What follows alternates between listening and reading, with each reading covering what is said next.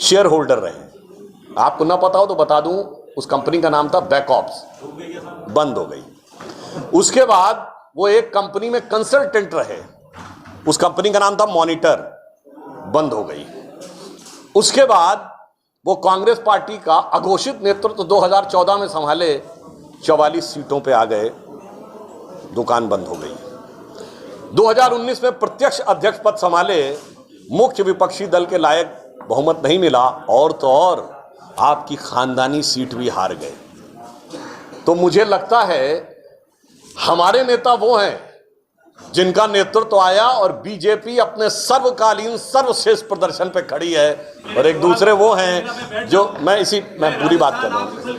जो कर्नाटक, मध्य प्रदेश, महाराष्ट्र में जो फल हो चुके थे वो क्यों नहीं हुआ, उसका कारण पूछा था, वो जवाब आप नहीं दे। मैंने बता दिया कि हमारी विफलता एक बूथ पर 3 वोट की है। 10-10 करोड़ रुपए का आरोप आज सीएम लगा रहे हैं कि 10-10 करोड़ रुपए देने को तैयार बैठे थे ये लोग, और इनसे हुआ नहीं, तो ये विफलता मानी जाएगी। ऑपरेशन लोटस विफल होने की बात कह रहे हैं। सुनिए भैया, यहां तो ऑपरेशन एलिफेंट हो गया भैया। वो हाथी आपके साथ में खड़ा था, हाथी हजम कर गए, और वो बेचारे आज तक उनके दिल में दर्द है कि हम तो आपके साथ थे फिर भी ले गए। इसलिए राजस्थान की कहानी तो बिल्कुल अलग इबारत जो कांग्रेस ने लिखी है। मगर मैं जो बात कहना चाहता हूं, कौन पनौती है ये मैं जनता के विवेक पे छोड़ता हूं। मैंने कुछ उदाहरण बता दिए हैं कि उसके बाद स्वयं समझा जा सकता है कि भाई 138 साल के इतिहास में कांग्रेस का नेतृत्व कभी नायक बना, कभी खलनायक बना, उपहास का पात्र पहली बार बना। इसलिए मुझे लगता है कोई ऐसी बात नहीं है, बहुत से लोग लिख के कुछ दे देते हैं। अभी पनौती लफ्ज इस्तेमाल किया, मैंने नहीं इस्तेमाल किया, मैंने उसका उत्तर दिया। आपने जवाब दिया। इससे पहले भी कई अल्फाज इस्तेमाल किए गए थे, हाईटेक वर्षा, 50 करोड़ की गलती, इनके बारे में आपने अच्छा प्रश्न किया है, याद दिला दिया। नहीं, जो भी प्रश्न, जो भी आपके इजाद किए हुए, नहीं, मैं बता रहा हूं, जो भी आप ये संज्ञाएं देते हैं इसमें किसी का नाम नहीं लिया गया, उड़ता तीर खुद लिया गया है अपने ऊपर। मगर मैं जो बताने जा रहा हूं उसमें दुख के साथ कहता हूं, आक्रोश के साथ कहता हूं, प्रधानमंत्री जी का नाम लेके मोदी की बोटी बोटी काट डालेंगे। कोई किंतु परंतु का स्कोप नहीं है। मोदी तेरी कब्र खुदेगी, मर जा मोदी। मौत के प्रकार बताना, और बताने वालों में छोटे मोटे नहीं, मतलब सुबोधकांत सहाय जैसे गृह राज्य मंत्री जैसे लोग रहे। हमने कभी किसी प्रधानमंत्री, श्रीमती इंदिरा गांधी जी के दौर में आपातकाल लगा, पूरे लोकतंत्र की मौत हो गई, मगर हमने कभी किसी प्रधानमंत्री की मौत की कामना नहीं की, मौत के प्रकार नहीं बताए। इसलिए जब वो बात कहें तो इस बात को गौर से कहें, हमने कभी नाम नहीं लिया, आपने खुद मान लिया कि हमारे लिए है। आपने जो बोला है, दुख के साथ कहता हूं, कोई किंतु परंतु का स्कोप नहीं छोड़ा है, सीधे मोदी जी। मगर हुआ क्या, आप मोदी जी के प्रति नफरत फैलाते गए और जनता उन्हें मोहब्बत देती चली गई। तो मरीज़े नफरत मोदी पर लानत खुदा की, मर्ज बढ़ता गया जो दवा की। आप दिल्ली से बता रहे हैं सर, हम सब मीडिया संस्थानों के बड़े बड़े पत्रकारों से, संपादकों से आपकी मुलाकात होती, तो हम सोचते हैं सवालों का जवाब हमारा मिल जाना चाहिए।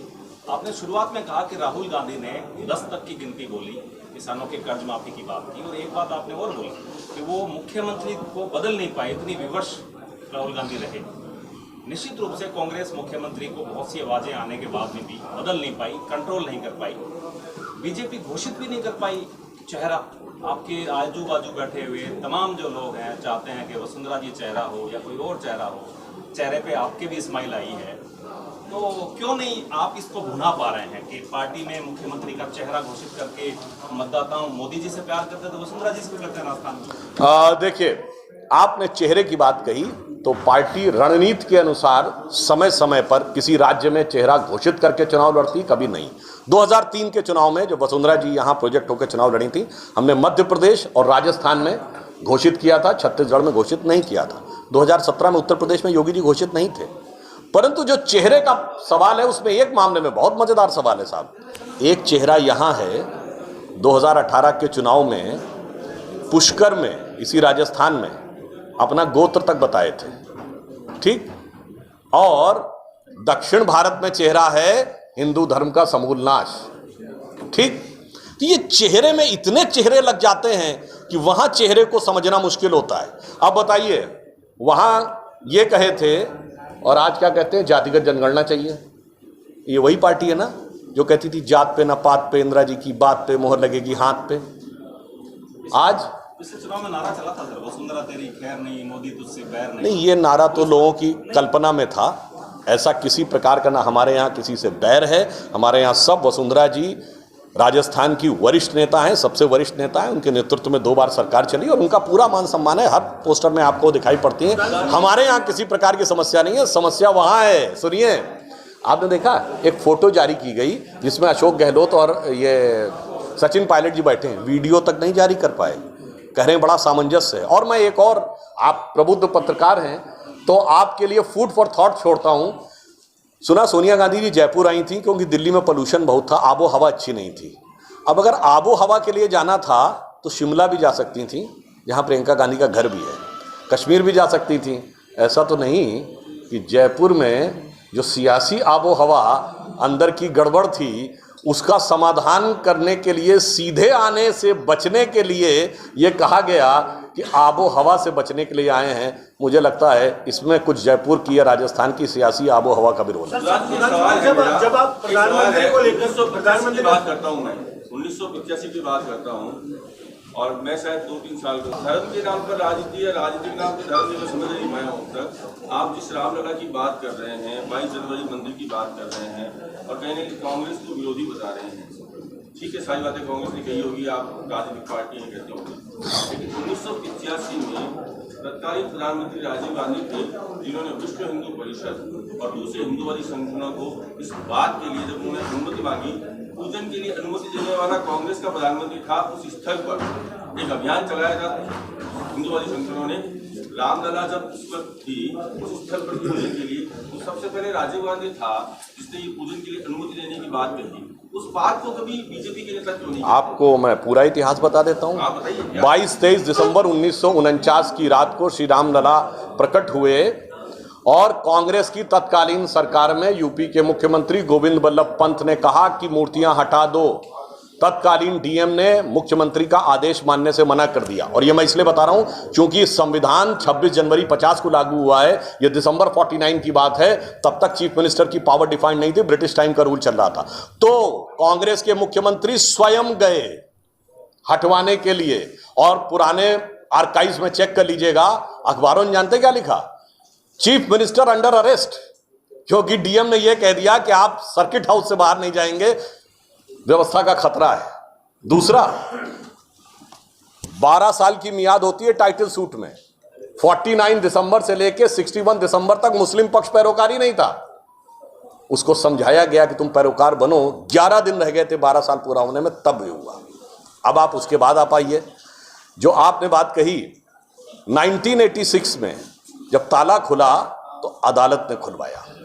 1989 में चुनाव में भगवान राम का प्रयोग, दिसंबर 1989 अयोध्या से राजीव गांधी जी ने भगवान राम का नाम लेकर राम राज्य की घोषणा के साथ चुनाव अभियान की शुरुआत की। हमने चुनाव में यूज नहीं किया। और क्या पलटी खाते हैं, 1 साल बाद नवंबर 1990 कार सेवकों पर गोली चलाने वाली मुलायम सिंह सरकार का समर्थन कर दिया। अब आप आइए, इनके तो नेता वो हैं, हमने कभी नहीं कहा हम मंदिर बनवाएंगे, मंदिर संत बनवाएंगे, श्री राम जन्मभूमि समिति बनाएगी, हम मार्ग प्रशस्त करेंगे। इनके नेता के रूप में पीवी नरसिम्हा राव ने शायद डेट 18 या 19 दिसंबर 1992 कहा कि हम तथा कथित बाबरी मस्जिद दोबारा तामील करेंगे। और इनके सबसे बड़े सहयोगी जो उत्तर भारत में है, मुलायम सिंह जी ने एज चीफ मिनिस्टर कहा कि हम बाबरी मस्जिद तामील, और ये कह के भाई साहब हिंदू धर्म का नहीं इस्लाम का भी मजाक उड़ा दिया, क्योंकि इस्लाम की मान्यताओं के अनुसार वो काफिर है और काफिर को हक नहीं है मस्जिद तामील करने का।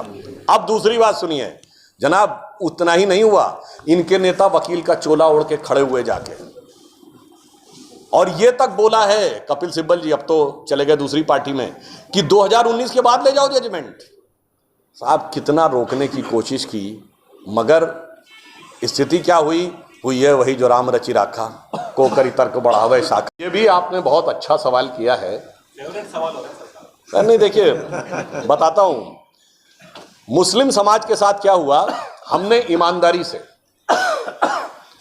जो गरीबों के लिए कल्याण की योजनाएं हैं, प्रधानमंत्री मोदी जी ने जो किया है, अल्पसंख्यक समुदाय के 70% लोग हैं जिनको किसी ना किसी योजना का लाभ अवश्य मिला है। ये हमारी पूरी ईमानदारी है कि हम भेदभाव के बगैर खौफ पैदा किए हुए सबके साथ, सबका साथ, सबका विकास में विश्वास करते हैं। मगर जो लोग कहते हैं कि साहब इन्होंने टिकट दिए, अब देखिए टिकट के साथ क्या क्या किया। मैं एक उदाहरण बोलना चाहता हूं, वैसे मैं पहले पार्लियामेंट में बोल चुका हूं। राजस्थान में तो बहुत राजे रजवाड़े रहे। ये आज़ादी के समय जो अल्पसंख्यक समुदाय कहे जाते हैं, कितनी जैन रियासतें थीं, कितनी क्रिश्चियन रियासतें थीं, कितनी यहूदी रियासतें थीं, कितनी पारसी रियासतें थीं, एक भी नहीं।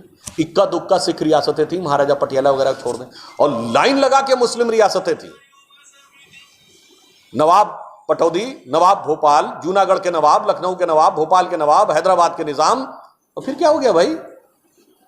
फिर आज बैकवर्ड रह गए। फिर सच्चर कमेटी में 2013 में कहते साहब हमारी तो स्थिति इतनी खराब हो गई। इसलिए सवाल यह है, मुस्लिम को टिकट क्यों? मैं जो कहना चाहता हूं, टोपी पहन के टोपी पहना दी। जो सबसे ज्यादा पढ़े लिखे थे, जो हुक्मरान वक्त थे, वो मजलूम हो गए क्योंकि सेकुलरिज्म के जाल में फंसे और उलझलूर हो गए। हमने जो आगे बढ़ाया, हमने साहब टिकट नहीं, हमने डॉक्टर एपीजे अबुल कलाम को भारत का राष्ट्रपति बनाया। और मैं विनम्रता और चुनौती से कहता हूं, भारत में नहीं, आलमे इस्लाम में डॉक्टर कलाम से बड़ा साइंटिस्ट नहीं पैदा हुआ। और बात तो सुनिए मान्यवर, आज की सियासत में सबसे योग्य, मैं उलेमाओं की बात नहीं कर रहा हूं, सबसे योग्य मुस्लिम जिसको धर्म की सबसे ज्यादा जानकारी हो, हमारे केरल के राज्यपाल आरिफ मोहम्मद खान। किसी से बात करवा लीजिए। और मैं ये भी बताना चाहता हूं, ये बताइए डॉक्टर कलाम के नमाज़े जनाजे में कितने लोग गए थे? किसी सेकुलर नेता की फोटो दिखाइए। पहली शहादत देने वाले भारत के gallantry award winner brigadier Mohammad Usman के घर पे कितने लोग गए? 2015 में वीर अब्दुल हमीद की शहादत की 50वीं वर्षगांठ हुई, मोदी जी ने उनकी पत्नी को बुलाकर सम्मानित किया, कितने लोग गए उनके घर पे? पहली शहनाई बजाई थी उस्ताद बिस्मिल्लाह खान ने 15 अगस्त 47 को। 2001 में जाके भारत रत्न मिलता है, 50 साल सेकुलर में नहीं। इसका मतलब हम अच्छे और सच्चे मुसलमान के साथ हैं। आप किसके साथ हैं? इशरत जहां, याकूब मेनन, जाकिर नायक, बुरहान मानी। आप अपराधी और आतंकवादी के साथ हैं, बस अंतर ये। जब आप प्रधानमंत्री का चेहरा लेके राजस्थान का इलेक्शन लड़ रहे हैं, तो उनके जो मंत्री हैं मंत्रिमंडल में, उनकी परफॉर्मेंस भी कंसीडर की जाए, क्योंकि जिस तरीके से आपने मैनिफेस्टो में जो स्कीम्स आप अनाउंस कर रहे हैं, वो जनरली उसमें 3-4-5 स्कीम्स ऐसी हैं जो सेंट्रल गवर्नमेंट से रिलेटेड है, और उनमें राजस्थान के जो मंत्री हैं उनकी परफॉर्मेंस तक 40% इंस्टॉल्ड कैपेसिटी होनी चाहिए क्लीन एनर्जी से, जिसमें मुख्य कंपोनेंट सौर ऊर्जा है। मगर पहली बार देश के इतिहास में हुआ कि 8 साल पहले वो टारगेट अचीव कर लिया गया 2022 में। अब 2030 के लिए वो टारगेट 50% हो गया है। हमारी सरकार आएगी और सौर ऊर्जा को लेकर जो व्यवस्थित प्रयास केंद्र सरकार ने किए हैं, जब डबल इंजन की सरकार आएगी तो आने वाले समय में यह बीकानेर और इसके आसपास का जो परिक्षेत्र है, यह सौर ऊर्जा के हब के रूप में स्थापित होगा।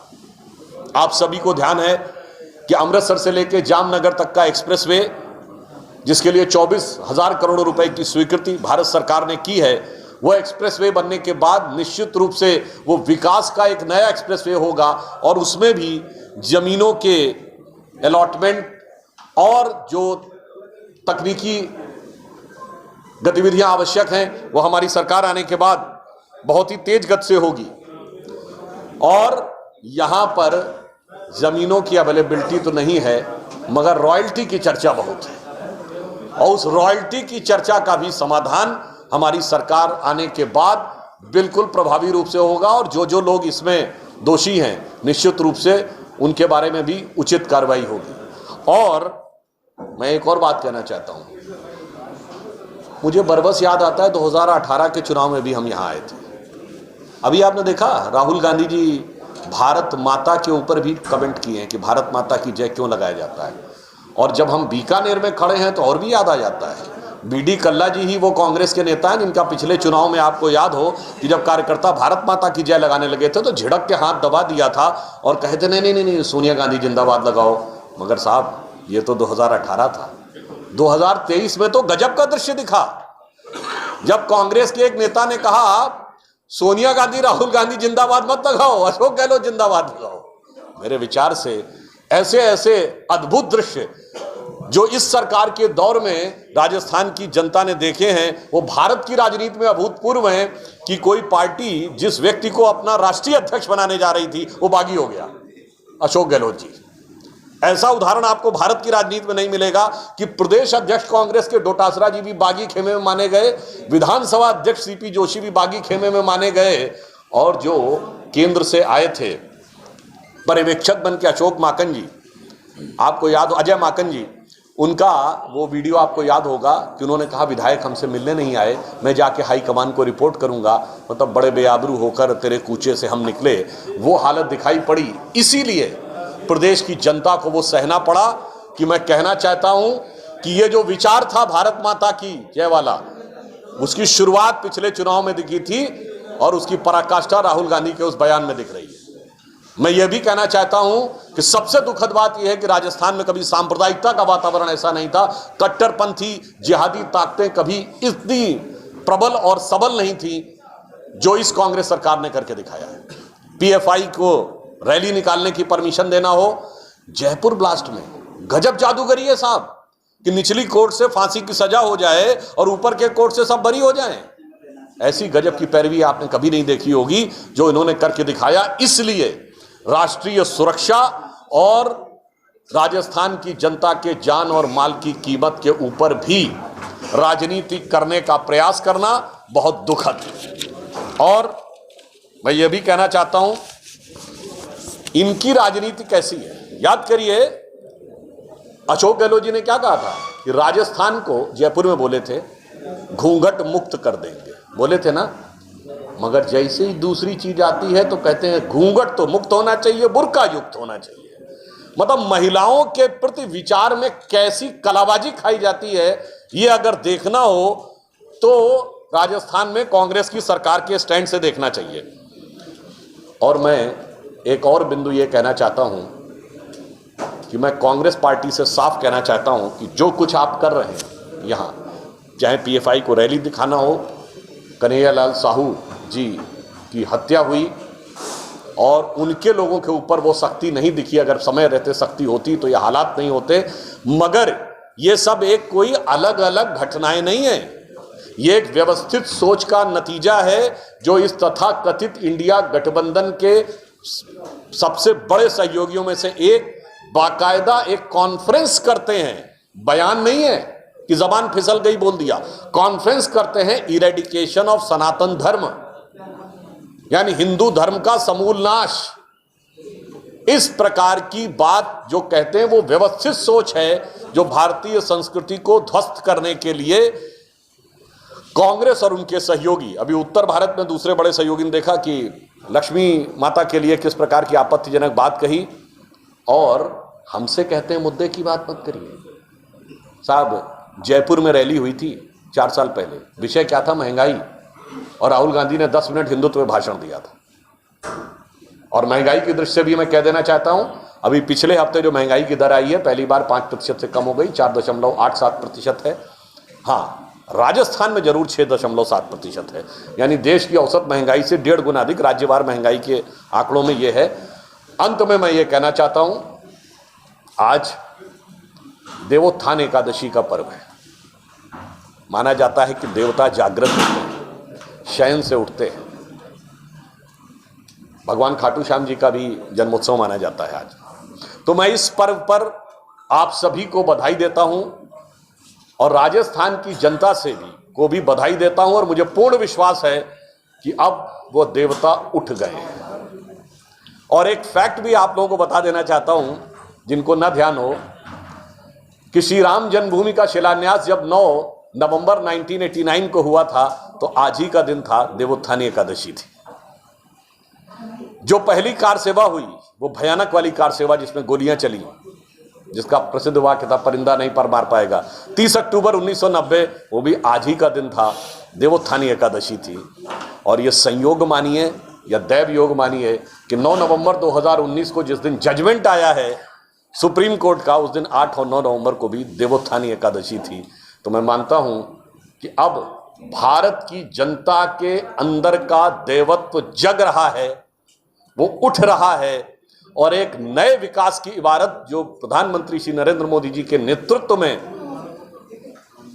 भारत लिखता जा रहा है, लिखने के लिए तैयार हो रहा है विश्व के पटल पर। राजस्थान भी उसी के साथ सिर्फ साथ में कंधे से कंधा मिलाकर खड़ा होता हुआ नहीं दिख रहा है, अग्रणी भूमिका निभाता हुआ दिख रहा है। इसलिए मैं कहना चाहूंगा, इस चुनाव अभियान की समाप्ति के दिन की अरुण गगन पर महाप्रगति का अब ये मंगल गान उठा, करवट बदला अंगड़ाई ली, सोया हिंदुस्तान उठा, आज नए बदलाव का संकल्प ले, अब ये राजस्थान उठा। धन्यवाद। एक सवाल है मेरा,